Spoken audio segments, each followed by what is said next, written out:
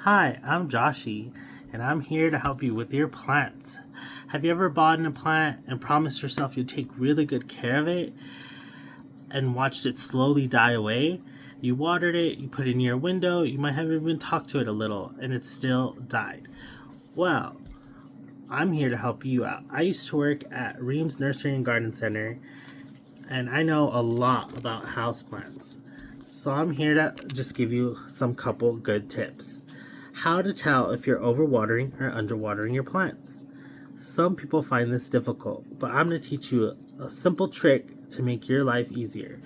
And this is called like the chopstick method or the toothpick method. It's the same method that's used when you're baking cakes.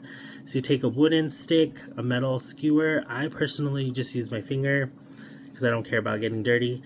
But all you're gonna do is just take this stick, stick it in the soil, go as deep as you can, and then pull it out. So once we pull that stick out, you're gonna want to look at the tip. Is there soil? Is it brown? If it is, that means it's still moist. If it came out clean and dry, that means the soil is dry. So it's probably a good time to water. What's the problem with overwatering? So overwatering causes root rot. A plant sitting in water for too long will cause the roots to slowly rot away. So most people think that watering daily is being responsible and that they're being great plant parents, but in reality, you're doing more harm than good.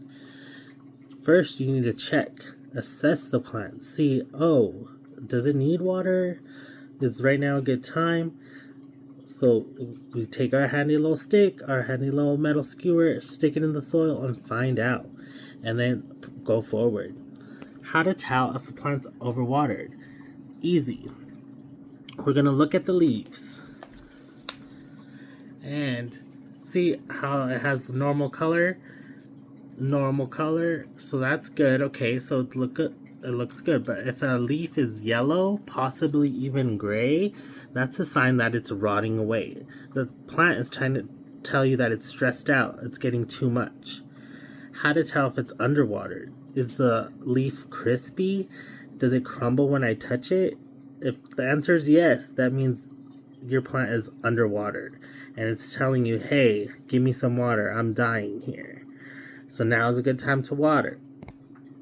Most people, so a tip I learned from the nursery is to water from the bottom. So most houseplants come in a container, right? So what you're going to do is just take a saucer, a tray, or even the kitchen sink, just fill it up with water, place the saucer or the plant container in the water, and then the plant will absorb as much water as it needs from the holes at the bottom. You'll leave the plant in the water for about 15-20 minutes, remove the plant from the water, and the plant will have absorbed as much water as it needs. So this is a helpful trick to not overwater or underwater your plants. So another thing that people struggle with is, how can I tell if my plant has enough water or enough sunlight? So the key thing to this is getting your plant, seeing the leaves, like see how this one has variegation and it's white and green. So let's say if it was getting more, so if I wanted to create this plant and make it more white, all I would simply do is give it more sunlight. If I wanted deeper green leaves, all I would do is give it less. So that is a rule for variegated plants, but that rule can still work on regular plants. So let's say you just have a regular green plant and it becomes pastel. That plant is trying to tell you like, hey, I'm not getting enough light. I need more light to produce more pigment.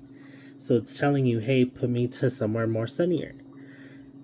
And then if your plant's not getting enough light, you'll have little to no new growth. You also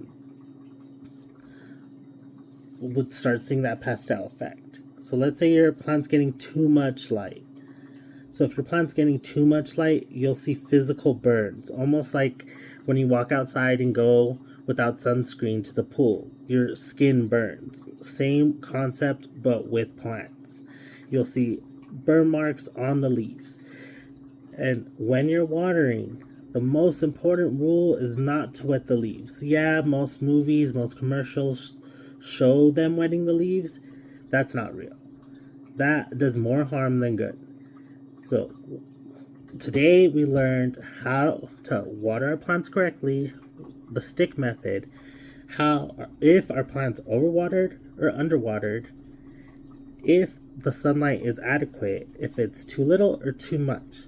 So if you have any questions, concerns, please feel free to message me. Once again, I'm Joshi, and I'm here to help you with your plants.